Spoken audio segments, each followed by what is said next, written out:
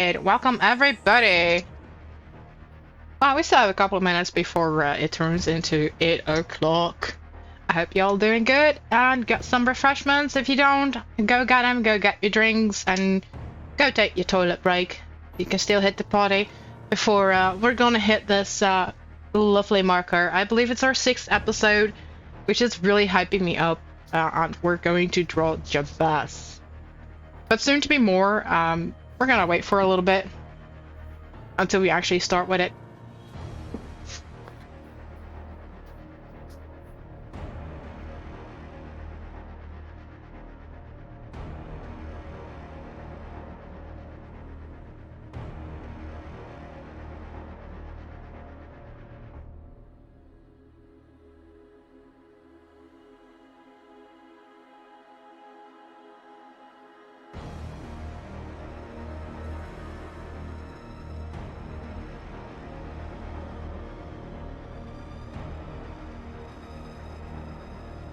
Hello, and welcome. I see that we have 3 viewers, so we're about to get started. A little less than 3 minutes to go.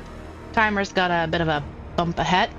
If there are any questions that you may have, feel free to ask them in our chat, and we'll see to it that they are answered for as much as we can, of course. We're not God Almighty, and we don't know every answer in the book, but hey, we try. Hope you're having a lovely day.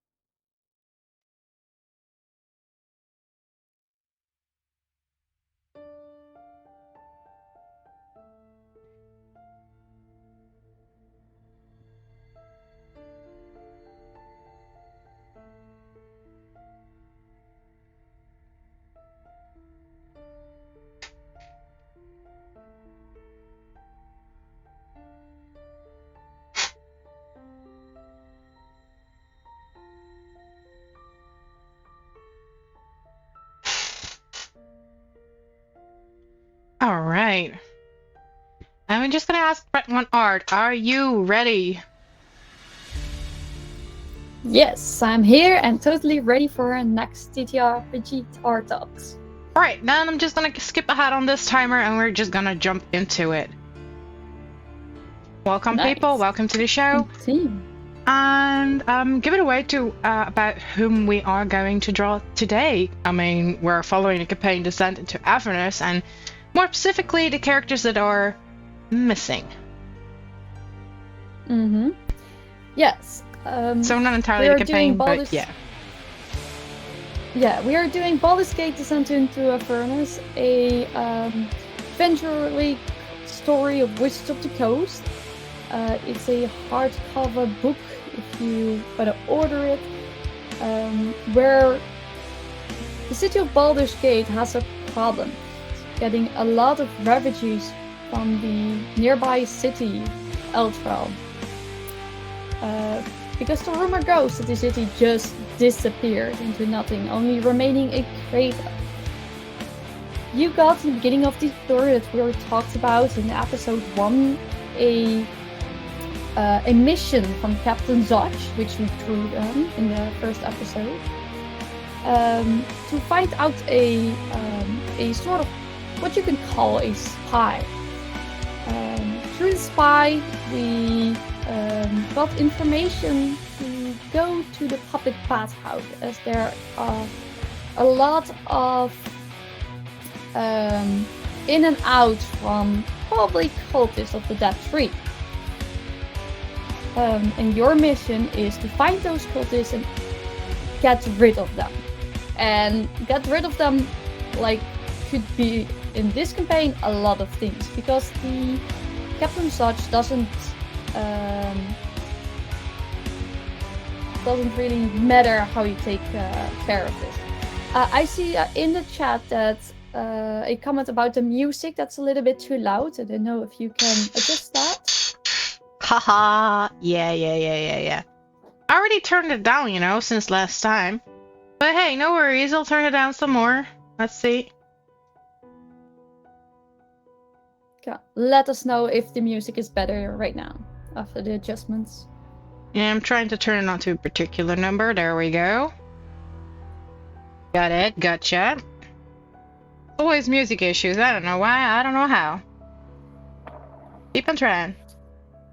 So, okay, I see a thank you, so I think the music is fine right now.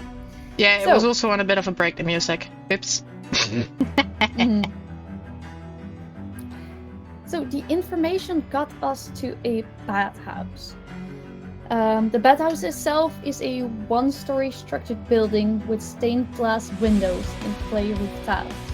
10-foot-tall walls enclose a large courtyard outside the southeast corner of the building.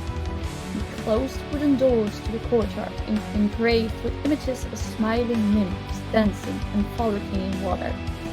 So already from this description we can see that it's a very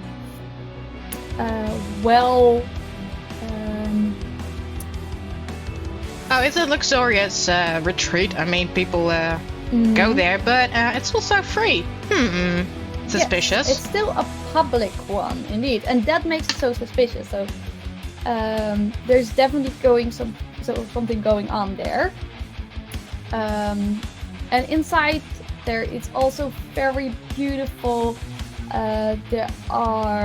There's natural light that streams through the stained glass windows, which creates a beautiful, colorful patterns on the tiles of the polished blue marble that covers the floor. There are 3 shallow sunken pools that contain perfume-scented water, clear water. Everything is taken care of. There are white marble benches that are bearing stacks of dry towels that are situated near the pools. So everything is lovely. But why is that in a city that is corrupted, everybody is doing this for the money or any benefits, why is there still a public bathhouse that is this well cared of? Yeah, that's a bit of a mystery. Yes. And there's a little bit already a hint going on in the beginning. We are brought here by a rumor that there's a lot of traffic from possible members of the cult of the Dead Tree here, going in and out. And that already guesses that there's something going on, like more than just the public bathhouse that's going on. So your party can explore this bathhouse definitely during the day. It's open for public. That's what a public bathhouse is, indeed. During the night, it's closed. So yeah, and there are some other events during the night, I believe. So perhaps it's maybe just a question out there. Smart to keep the night part for another session and focus more on the daytime right now. Time to shine. Yeah. The bathhouse itself does have a map. There's this courtyard that I already described. Inside you have the baths, the common open space. But there's also 2 other rooms that are of importance. That are 2 massage rooms. They are called one to the south and the one to the north. And in one of those rooms we find or NPC that we're drawing here right now, Jabaz. He or she is there during the hours. Well, perhaps more we should say they and them. They, yes. They, them. I mean, gender is not specified on this one, and it won't be. No, especially because there's especially non-gender next to the character. Which makes it actually very interesting, our first non-gender character that we're drawing on this show. while we were talking before the stream about this character, we immediately thought about Chultan. And I was thinking about why are we doing that? I think for me personally, it comes that the campaign that for the first time had a like a public bathhouse was Tomb of Annihilation. Port Nianzao, the city where you're starting the adventure there, also has a like a well thought out public bathhouse. And I think that's the reason why at least my mind immediately went to Chultan. I don't know if that's the same for you, Sansji? Well, I haven't gone through the entire bathhouse in Chult, but for me, in person, if I look at the art, and I've been pointed on this by a good friend of mine, because I was kind of blank for this, and maybe it's a tough subject to even talk about, but D&D does have a couple of characters that are from Chult, of course, but really, there are, for skin tone colors and everything, there's more focus on the Caucasians than any other human race. And I know it's tempting to go draw a white elf or something, but yeah, someone from Chult, why not? You also have sun elves, and there are stories written about these sun elves. I didn't know about them. I thought like, oh hey, there was this other show that came up with them first, like Dragon Prince, and then I discovered D&D does have sun elves. So I kind of went a little bit rogue on you without telling you, because I did some research, like sun elves. And I kept on thinking like, Chult, oh, this could be a sun elf from Chult. That would be amazing. Because I've never, and I'm gonna be honest about this, I've never drawn an elf yeah, well, I did, but those were drow. And they're not always associated as friendly, but I've never drawn actually a very cultured elf. And that's what I want to do. I think it's a great idea. I think indeed Chultan, like, because the adventure does mention like more cultural parts than some other they're pointing at it. They're kind of going into the direction like, hey, everybody's there, everybody's welcome. So yeah, and I want to actually embrace the fact that there are sun elves people, and there's not a lot known about them. No. Have a good look, Deepbox Gaming. Yeah, I think I am personally as a dungeon master who already did it for a few years. I don't know that much of sun elves either, so I think it's really interesting. No, it was a surprise. I learned about it because one of my players from another campaign, he brought it up. He wanted to play a Black Goliath. Like, oh, that's so amazing. So I totally went for that, but we could barely find any art. Like, oh, darn it. So we came up with the idea, like, okay, so we have a Black Goliath, but what about sun elves? And we thought we were hyping and making up things on our own, but that was not true. I just discovered that D&D does have sun elves. But from what I read about them so far, and I haven't gotten my hands on any official documents, just a quick preview, is that they are arrogant, like all of the other elves, to be honest. Every bloody elf from D&D is like, I'm better than you are. Yeah, elves are indeed always arrogant. A little bit cocky, yeah. Understandable, they are already like roaming around before, like, and almost a lot of species. Yeah, they were there before a lot of species, so perhaps that's where their arrogance comes from. I mean, yeah, who knows, man. Yeah. For like sun elves, did you find there anything interesting already that you want to talk about?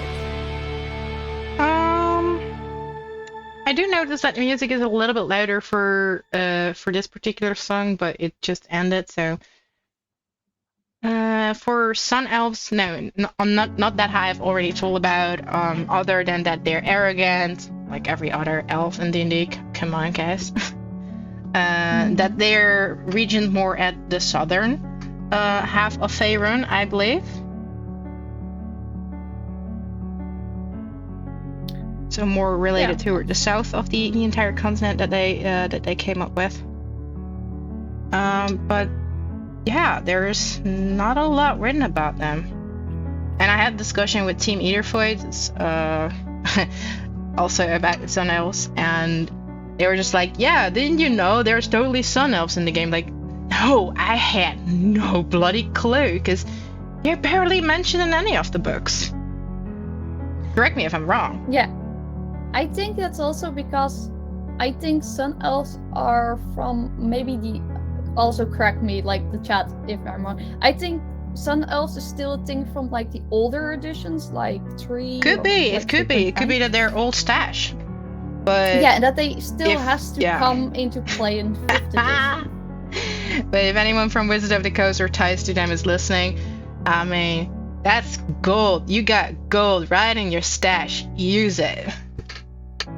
Yeah, take that to 5th edition right now. Yeah, right there, right now. Make a book about it, because there's plenty of stories and tales that you could wrap your mind around, as in terms of mythology, because I love reading mythology and stuff.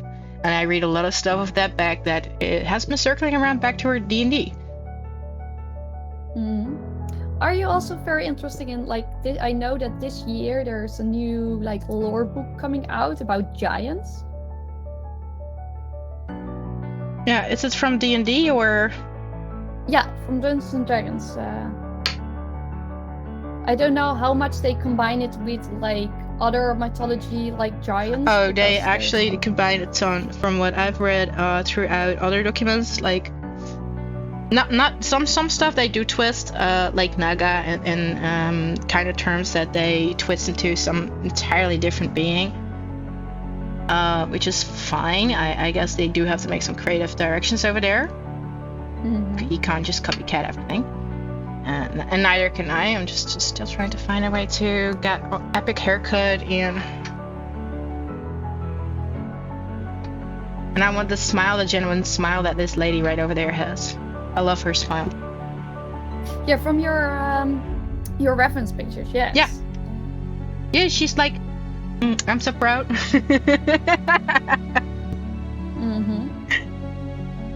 As she should be. Yeah. And this guy right over here, he has a very awesome nose piercing. I have a nose piercing myself, so I am very tempted to kind of, I'm gonna make a layer save over here. I'm gonna do something bold again. Yeah. Bloop, bloop, bloop, bloop, bloop. Gonna turn his face around more toward us.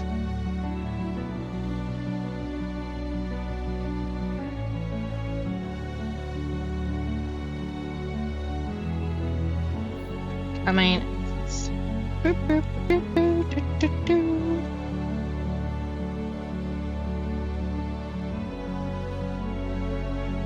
So, about the character itself, we already like it. They got a name. It's called Jabaz, and they work there as a masseuse. Yeah, as a masseuse, and which is quite interesting. Yes, and while we were talking about this individual, we thought about giving like the character has the commoner stat blocks, which is not very interesting. So we thought about like how could a commoner still be interesting, not too powerful to make it a really other stat block. Facial retouches, like get rid of wrinkles, baby. The gift of healing scars. Yes, like... And small modifications, like perhaps your hair longer, shorter, another color. Like some sort of beauty enhancer.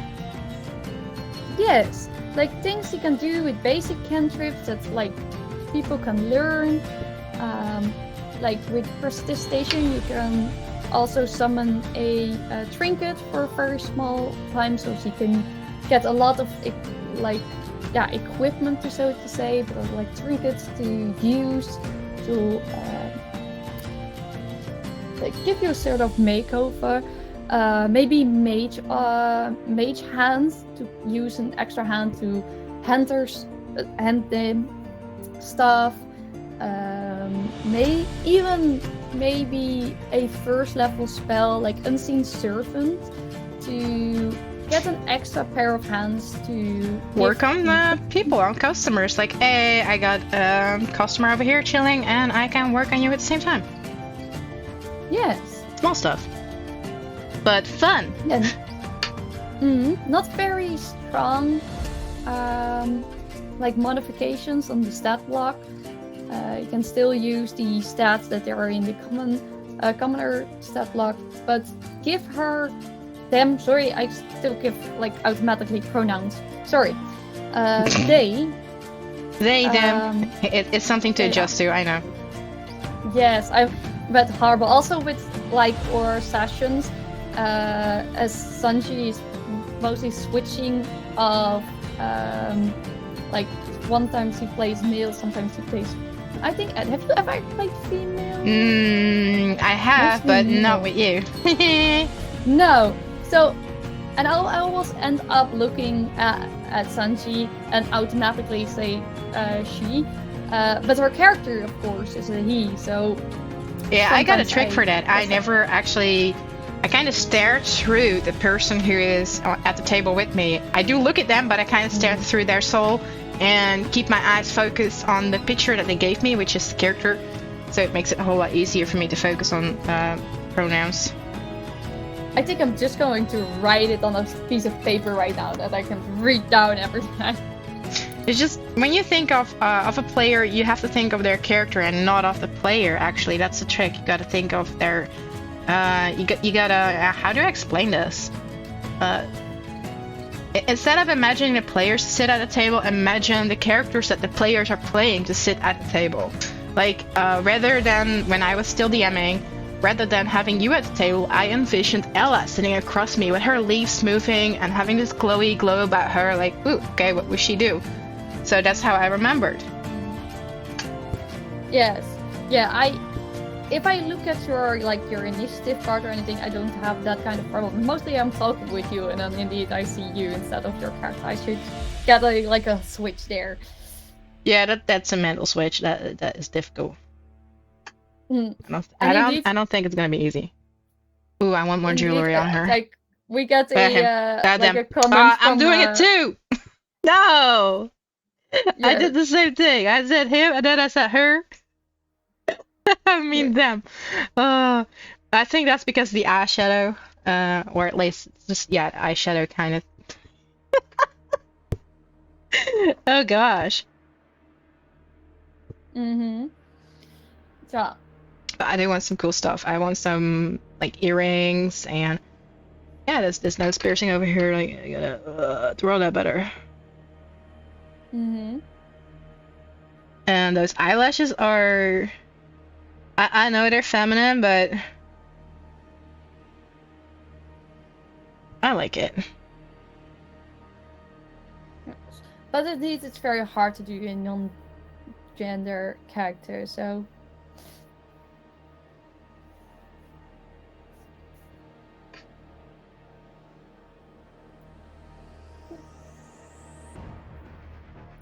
So, but why is this character important? Because we draw data for a reason. It is that if you're going here at daytime, you're exploring. You can also do just a fun bathhouse session with the player. Oh yeah, absolutely. Get your hair done. Maybe do a sort of if you don't already have done it, maybe introduce your character a little bit more to the other players. Like, how do you exactly look? Do you have specific things on your party bonding time? Yes, like some people do quickly describe their character. Oh, I'm playing an elf, I'm playing a fighter, that kind of stuff. But at this time, if you're doing a sort of bathhouse session, you're going more in depth. Indeed, if we're using Ella, for example, she has, as an Eladrin, she has those leaves in her hair. Not every Eladrin has that. And are they already which season? Because an Eladrin is just as changeable as the seasons. that kind of stuff. Could also be if you're going in your bathhouse clothing, like do you have any scars that otherwise aren't visible, or do you maybe even have a tattoo? Oh yeah, it could be. I mean, could be tattoo removal or adding. I think it doesn't take too much. I mean, it's I would say they are a magical person, so that wouldn't be much trouble for them. Yeah, it can use them. I know that with prestidigitation you can also do for 1 hour an image on something. Maybe if you want to like a temporarily tattoo.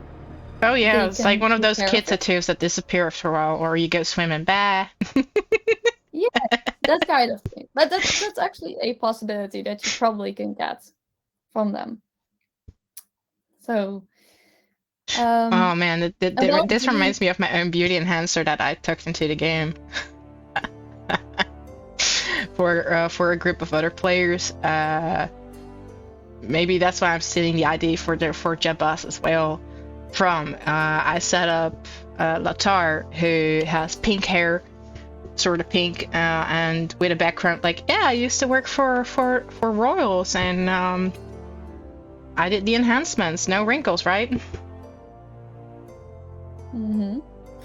That also reminds me a little bit of. Have you seen the series on Netflix, Shadow and Bone? Oh yeah, absolutely. There you have the same. I told you about it. Yep. Yeah. Yes, I'm already starting it. I did not very far yet, but I did start it. Yes, and indeed, there's also like this, and that if you have a scar or something, it can be removed. Holy smokes. Oh, yeah, always. Oh, the flip. Yep. It's like, oh, holy moly. Then I start to realize, like, oh no, I made mistakes. Oh no, where's my razor? Like, no! It's like, this shoulder right over here.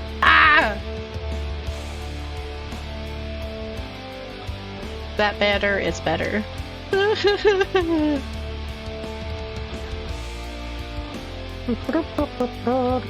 Actually, I am wondering, are there other artists on the moment in the chat?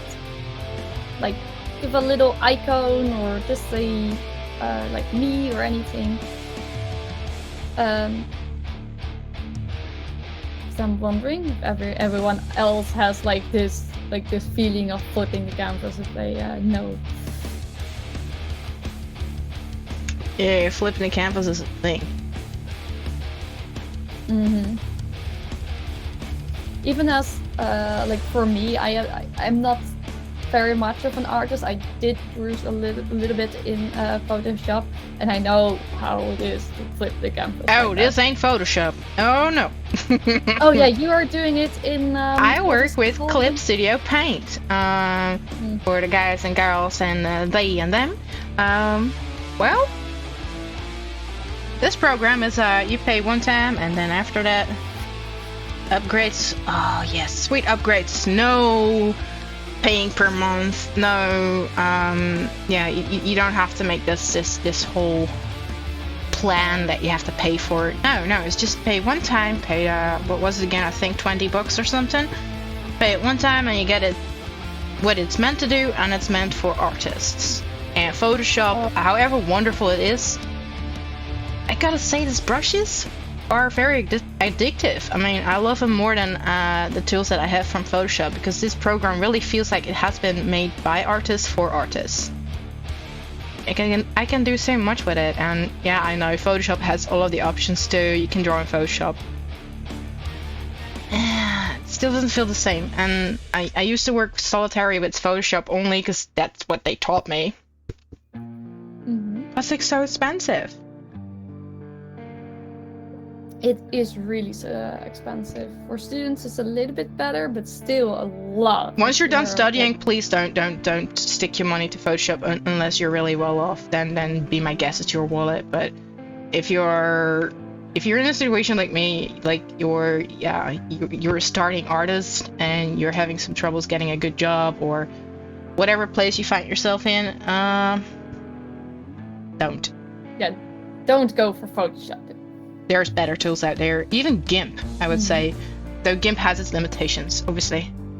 It's a free program for those who want to start out. Great to get a little bit of a taste of how it works. And there's also Blender for 3D artists, totally free. I mean, don't waste your money. No. But yeah, if you're a student, but that's mostly because you're not only paying then for Photoshop, but for the whole Adobe package. Then I would advise you to do that if you're a student. But then you have everything for that price. So, but other than that, if you're not a student, don't bother with Photoshop indeed. Yeah, no, it's whatever they taught you at the at college. I mean, part of it is true. The industry does demand that you know how it works.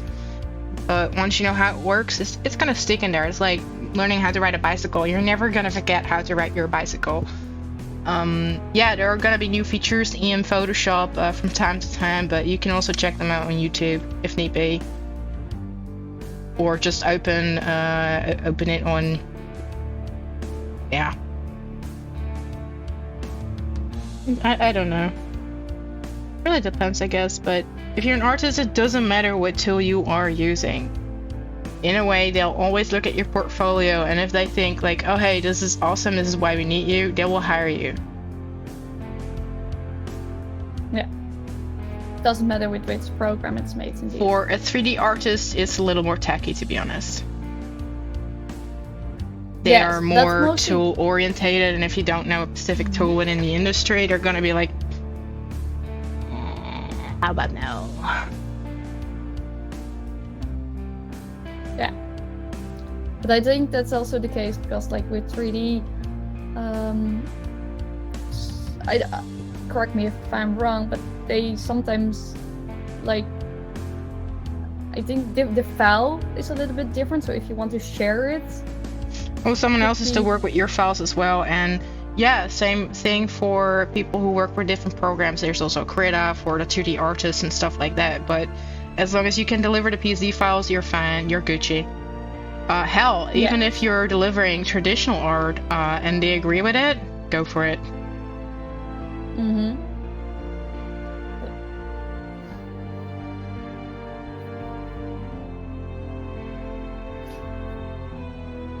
So going back a little bit to the story. Yeah, Jabaz. They are yes. Jabaz is a character that you can get a massage from. He is one of the two. They are like. Oh, I'm going again. They are. We're gonna practice on this, Pally. Yes, we definitely should. Oh, yeah. Well, going on to more non-gender characters in our shows, that would definitely work. Yeah.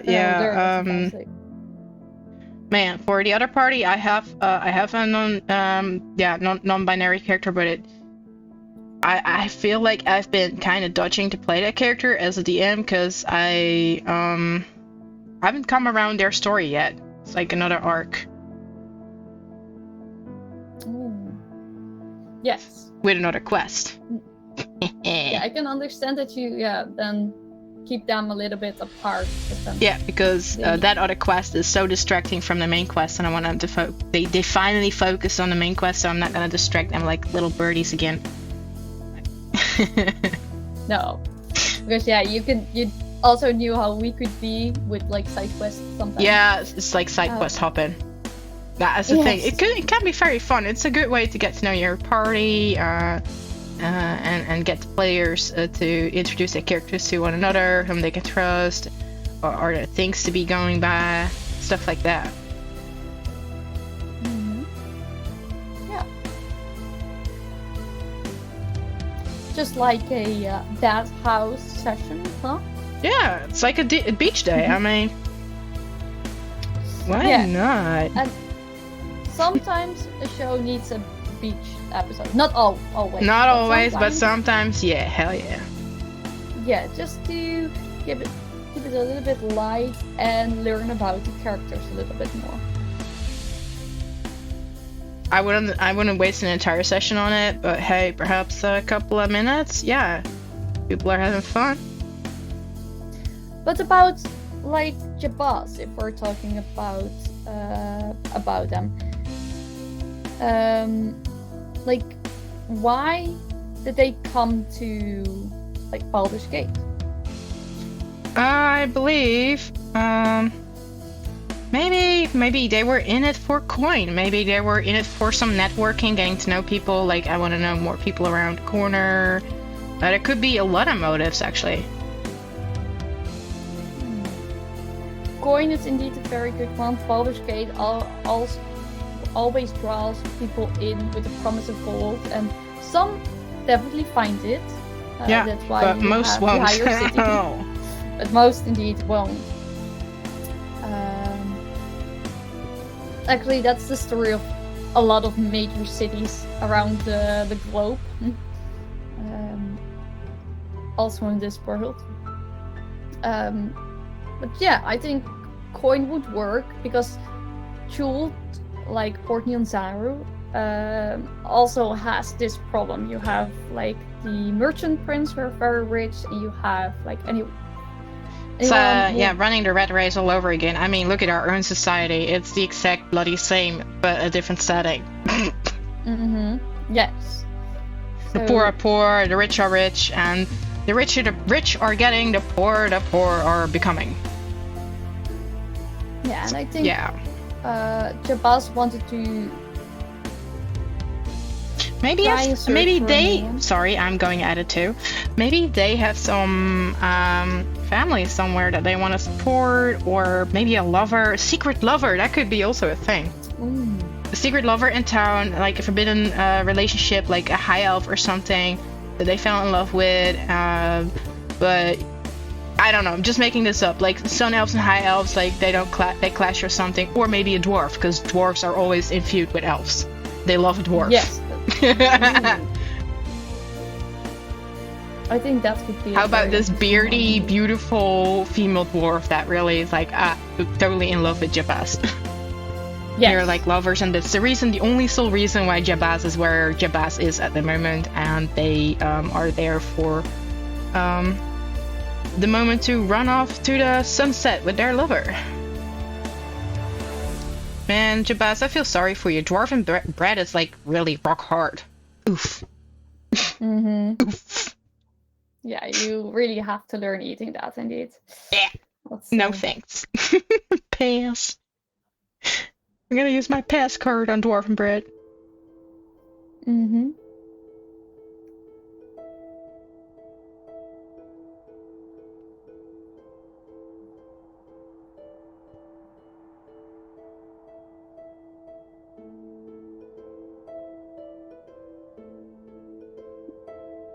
So, what kind of name do we give this dwarven lover? Do you know any good dwarven names? Any good dwarven female names? Because from the top of my head, I don't, to be honest. That's a hard I mean, you got one. both your hands. You can use Mr. Google. Yes, I am going to do that. If my internet works with me. If anyone in the chat has a good dwarven female name, let us know.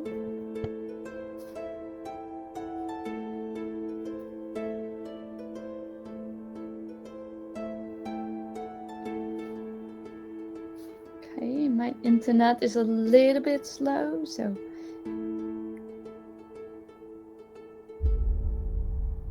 That's alright. Yeah, luckily we still have a lot of time in our yeah, apparently so. I didn't notice that is just 35 minutes have passed. Figured that they're wasting a lot more time considering the progress I've made on Jabaz.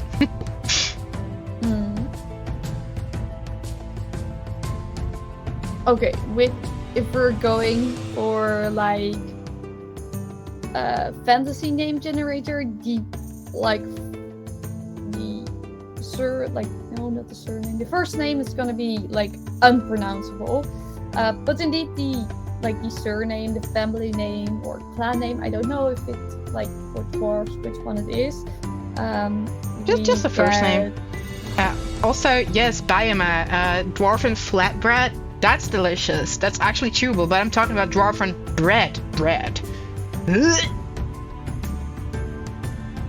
At least to the lore. Ooh, I have something here like Yeah? Dolga. How do you spell that? I will put this in the chat. I think it's Dolga.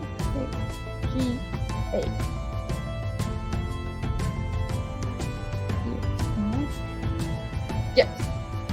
Ah. Oh, that sounds. She sounds like a doll. Dolga. Mm-hmm. Yeah. She's the doll of Jabaz.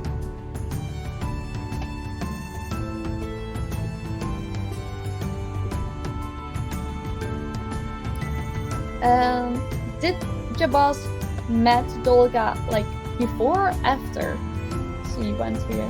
Maybe Dolga went to like Portiansau as a sort of like trip. Did you go? Yeah, out like a there vacation once? holiday or investigation or whatever Dolga had to do there. She went there. It could be for numerous reasons. Yeah, met were lovely. Jabaz. They fell in love, and now Jabaz is here. Yeah. I just made a note of it. So yeah, Jabaz made the life-changing point. I'm gonna go move. And they actually got very lucky because he got a very well-paid job. Oh yeah, good paying. So they can travel toward their dream location. Like perhaps they're saving up for a house. And again, there's this question like public bathhouse, but which is free for everybody, but they are still getting paid good money. From which family? That actually is mentioned in the story. The public bathhouse is owned by the Van Tampa family. I will also put that name into the chat.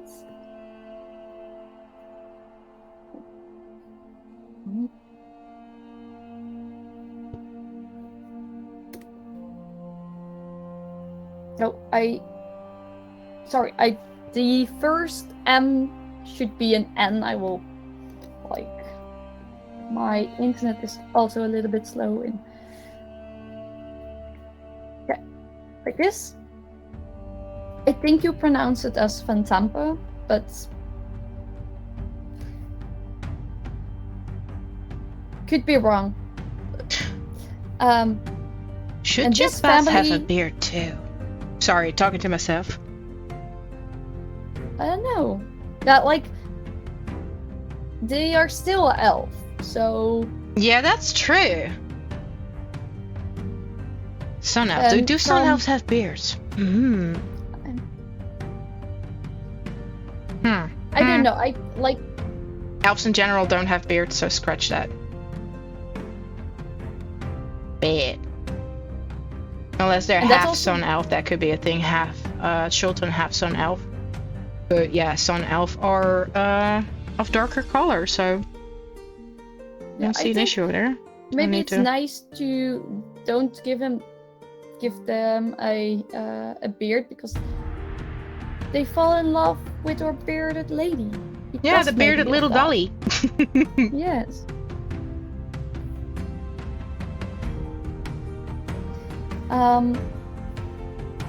So they are getting paid by the Van Temper family, which is one of the families that's living in the higher city,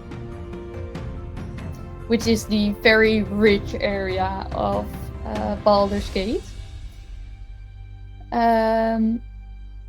It's also the family that is taking care of the whole sewer system, like in the city. Baldur's Gate, even though it like is corrupt and anything, and some places are very dirty, the sewer system in most parts of the city are very well. Oh, what a coincidence! Waterdeep also has an excellent sewer system, except it's been hijacked by some villains. Yes, and as we are learning further up, be careful, there are still indeed spoilers about the whole campaign while we're talking. That's why I named our lovely title over here, D&D campaign spoilers, for those who are watching. They can actually see right ahead between our names. Spoiler alert. And if that doesn't scare people and you're still here, well, you're in the right corner. we did pointed out the spoilers. So well, going of course further into the campaign, there is a reason why the public bathhouse is free, and there's a reason why the family that's also taking care of this well-taken sewer system is also taking care of the public bathhouse. Because just like indeed of Waterdeep, sewer systems are a very well it's nice a good place to hide around. your stink, because it already stinks. Yep. Yes, if you have indeed shit to hide, you should do it there. Oh, golly gosh, that's funny.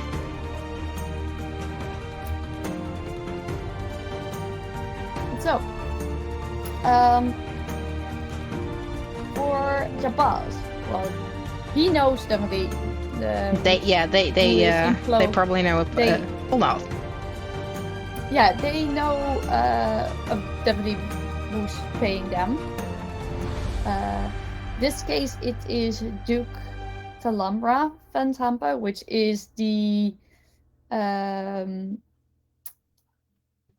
like, how do you say, the patriot of the family? Godfather. Yeah, that's not because of the music or something, but yeah, Godfather. And that is like the one who pays them. But the bathhouse himself is run by one of her sons, Mordlock. And Jabaz knows this as well. Jabaz might be able to give you some insightful information. Yes, he can tell you that Mordlock has given all the employees the orders not to hang around the bathhouse after hours. If you even convince Jabaz to open up a little bit, they tell that them suspect that Mordlock is running some sort of shady business on the side, and that Mordlock is using the establishment as a front to conceal his dark dealings without the Duke's knowledge. Jabaz even knows the location of the secret door in the North Massacre. Got a keen eye. There's customers coming day in, day out, and so they are probably the best one to figure out like who's going where. And well, no one's going that way except for the few scummy bastards in the back. Must be something. But also mentioned in the the story itself, Jabaz won't just give this information to any customer. Like, you really have to give Jabaz a reason to open up to you. That's their paycheck. I mean, come on. Yes, and also Mordlock's reputation is like, Mordlock is somewhat of a brute. We will find him a little bit later on in the story as well, as he is one of the NPCs that's studying art. So maybe we do a little pop-up of his art to give that more. But he's sort of a brute. And he also acts like that. So we also don't want to get in trouble with him or like meet him by accident after dark. Just snapping some colors. Yeah. What Jabaz doesn't know is what's behind the secret door. They know where it is, but they haven't gone through it. So, I mean, if you can guarantee Jabaz's safety, maybe then they'll tell. I don't see Jabaz as this all evil character or NPC that's gonna ruin your life. No. Jabaz is there for a coin and fulfilling their dream with bearded Dolly, so... Yeah, so indeed, maybe if you like, for some NPCs, like golden coins are not mostly what they earn. They earn some copper per day, maybe if they're lucky. So if you are, for example, offering Jabaz like a very big oh yeah, certainly Jabaz can be bought for information, and Jabaz, and they will go off with their girlfriend and like, bye, never to be seen again. Yes, just wait until you start this fire in town until me and my girlfriend are out. Yes, I think Jabaz will, like, if you're giving her very well paid back in gold. Yeah, them. I think they are like definitely saying like something. Okay, here's the secret door if you want the information. But go there like when I'm off working. Yeah, like not like right go now. there when I'm off duty.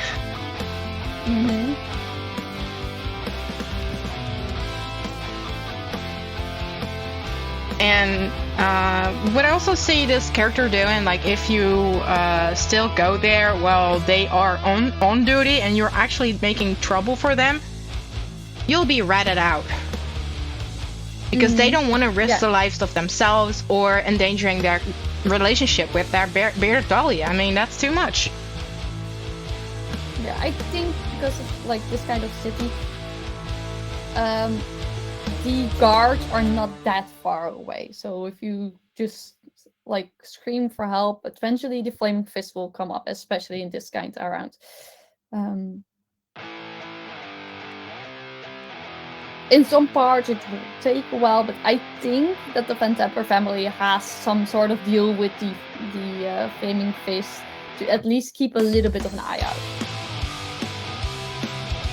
Yeah, if there are troubles there, then quickly come and get someone out there. Boop. Boop.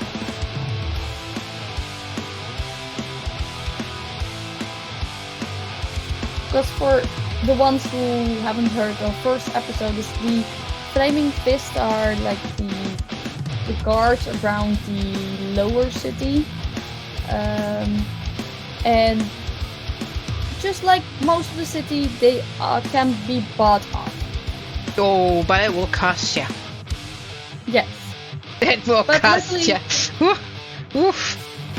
But luckily, the Van Temper family has a lot of money to do. Oh yeah, actually, yeah, but it's in Waterdeep it's quite tough because it's gonna take you a whole lot more because they are not corrupt. So yeah, when I say it's gonna cost you, it's not as much as it would cost you in Waterdeep if you want to go bribe guards, and some even aren't bribable because they're goody two shoes. Whereas in Baldur's Gate, if your pockets are deep enough, you can get anywhere. You can do anything. Yeah, what we already talked about, like murder is not like. Yeah. It's just not. It's almost a common thing there, and it's really sad to say, but yes, it is.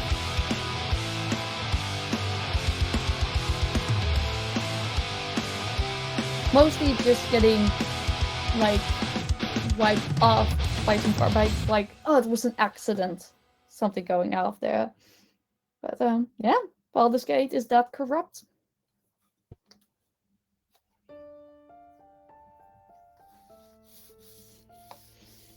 That's also why most people stick together there, why the higher ups are always with our private bodyguards. It's a very lovely place. Yeah. No, I'm gonna bet my chances on Waterdeep. If I can, I'd skip Baldur's Gate. Not a place. Not without escorts and having someone around you to protect you 24/7.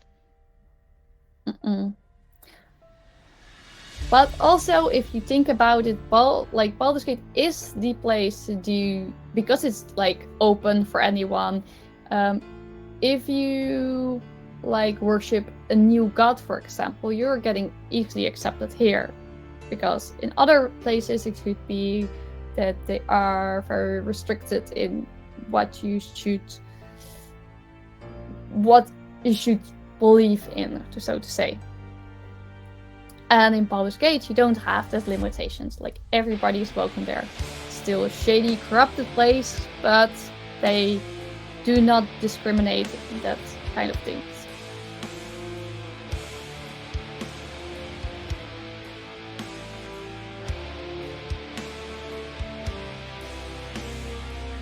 Yeah.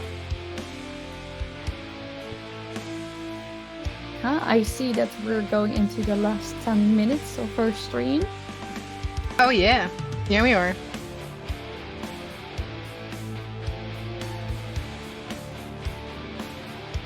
How do you think this drawing is going so well, Sansji? Like, did you already drew a lot of non-gender characters before? Oh, that, yeah, I did that, but not for D&D. For D&D, I just a few or something. But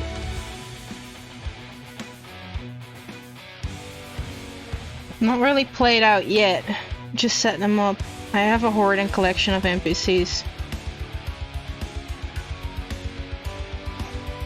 Yeah, I believe you do. Yeah. for your definitely your own Waterdeep story. Yeah, I deviate from stories sometimes, but for the other party, not so much actually.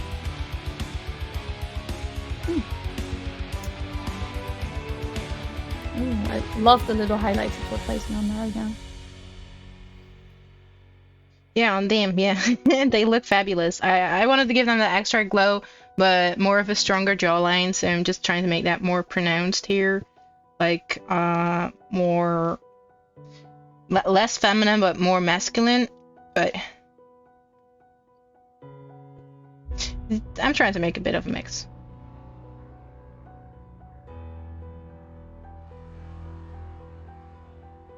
And I put on the chains over here, at least the necklace, to, to hide a particular part of the neck. I think it's also a nice reference to like some cultures. Oh, yeah, absolutely. That too.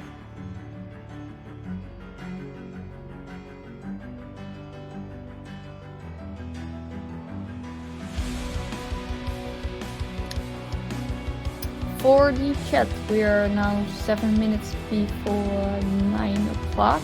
Do you have any questions about the NPC that you would like to, maybe if you are the bathhouse, that you want to know from this individual, or as if you are a dungeon master that's going to use this NPC in the story?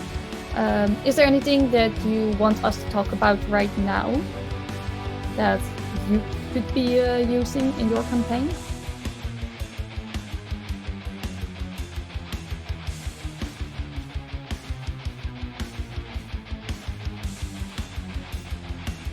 By the way, if you're watching this stream later on in, like, for example, YouTube, where we're gonna post it as well, you can always put a question in the comment section, and we're gonna help you figure it out as well.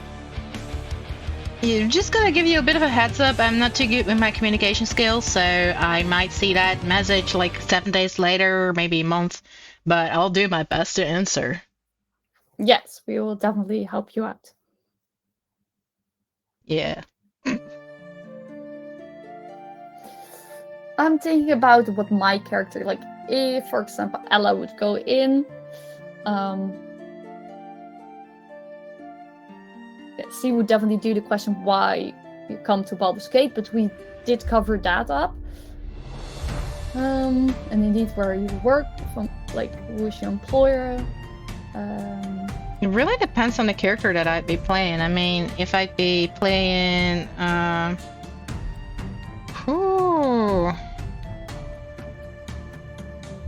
that depends. It depends on the character.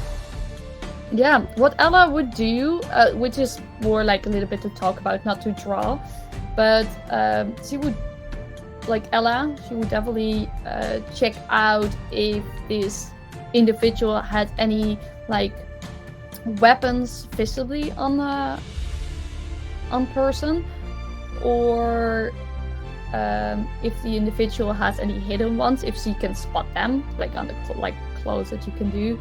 And I think that's an interesting one to talk about. Does Jabaz has anything to protect them? I think I would believe so, yes.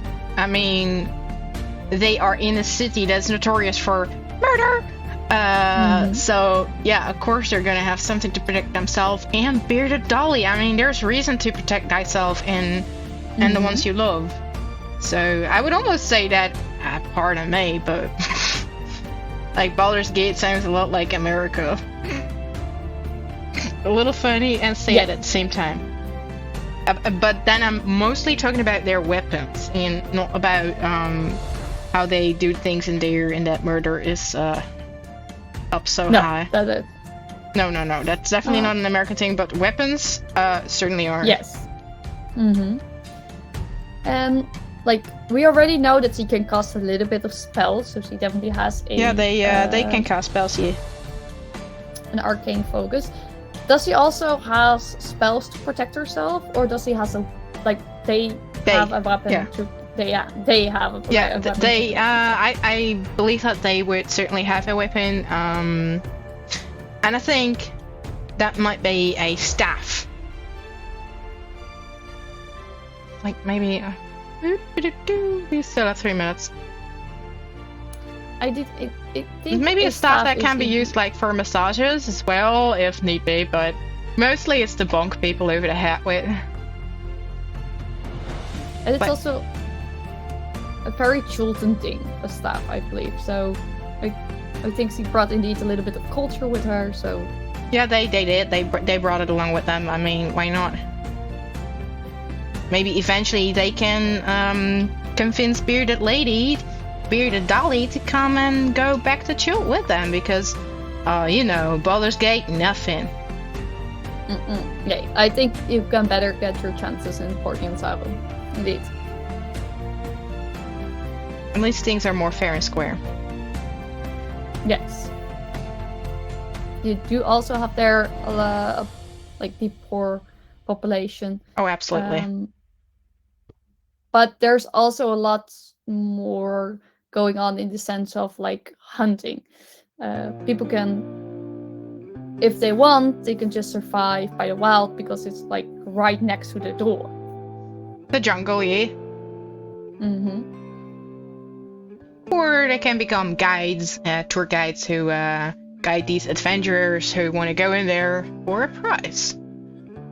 Yeah. It's also a good paying job. I mean, not saying that I would. I mean, I might get lost and never come back to be seen again, but hey. Yeah, same, definitely. At least the concrete jungle tends to confuse me, but... I mean, jungles with sturges and a heck of a lot of creatures out there. No, thank you. No, I don't mind spiders, but what's in those jungles? No, thanks. Pass. Yeah, the jungles of Chult are definitely a different kind. Like full of dinosaurs. There's also undead roaming around, but that's a whole different. I love dinosaurs, but the undead, no thanks. They give me heebie-jeebies. Yes, but the undead is really depending on what part of the timeline. It's enough reason for me to stay out of there. It's like a heck no. Yes, I want the dinosaurs, but I can find them on the market too. Yes, yeah, because Portland is also very, very well known for dinosaurs like everywhere. They're using as beast of burden, entertainment, also just seals. If I can afford a dinosaur, I'd be buying a dinosaur. I don't care how big. And then I'd be bragging in town, like, look at my dinosaur, look at how pretty he is. Yep. But I think everybody would do that, especially they're dinosaurs. They're very important. And they're awesome. I mean, man.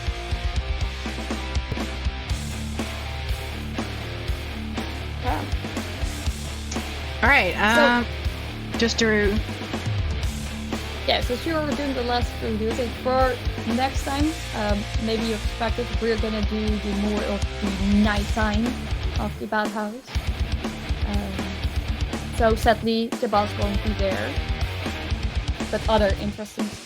Yeah, well, it really depends on the party. So they can go by night, they can go by day. Up to them, right? In any case, if they go by day, they come across Jabaz. And now we have rounded out. I think everybody agrees. Just at least go, even though it's a little like moment in your session, go by daytime just to meet Jabaz. Well, maybe we're rooting the other side next time, depending on what we're gonna draw for the nighttime version. Maybe both. Both can be good too, you know. You got those type of players as well. Yeah, just do both. Yeah, do both. Go by day to sneak in Jabaz and just bribe them, and come back at night to pull a heist. Ta-da! And you have both. Alright, but I think we gotta quit the show because it's been 9 o'clock. And let me see if there are some people that we can't raid. And I don't see any of my buddies being online, so I'm gonna skip the raid for this time because I don't want to run into some of the wacky stuff on Twitch, and I don't wish for my viewers to see the wacky stuff, and I only trust my friends here. So, gonna wish you all a good evening and have a grand good time. Good evening.